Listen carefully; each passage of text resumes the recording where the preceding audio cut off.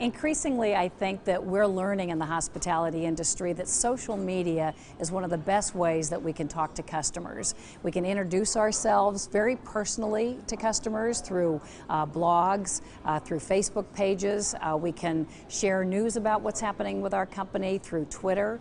We're finding that Pinterest is potentially a great way to share compelling pictures that might introduce people to our brands.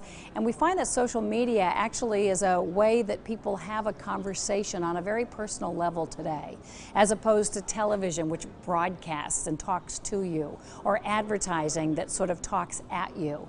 Social media is a way of engaging, and I think it actually is the way people share what they like, and then people can find out what their friends and people they admire like, and then make decisions around travel. So for example, as we were trying to build loyalty for our Marriott portfolio of brands, we decided one of the best ways we could do that was to get Bill Marriott, our CEO, to blog about the company, to blog about what he does, because it was like having a conversation with the guests. And what guest would not want to meet Mr. Marriott, you know, the name behind the brand. We're using Foursquare with our Ritz-Carlton brand, which is our luxury brand for Marriott. And again, all of these things are ways that you sort of experiment, because we haven't quite figured out what the return on investment is. We're just learning how we can measure the impact. But I've always argued that if we don't have the conversation out there, if we're not engaging in this media, we're not in the conversation.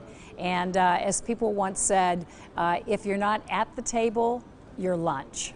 I think that we're beginning to realize that we've been too humble about our industry, that we are close to 10% of global GDP, that we are one of the easiest ways to create new jobs, and that people want to travel, and we need to find ways to advocate to make it easier to travel.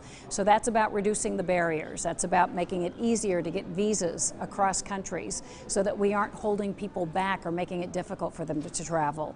It's about looking at taxation policy and being smart about it. Certainly we need taxes for governments to provide services, but we don't want taxes to be a deterrent to economic growth. So what's the fine line between raising revenue but also suppressing demand?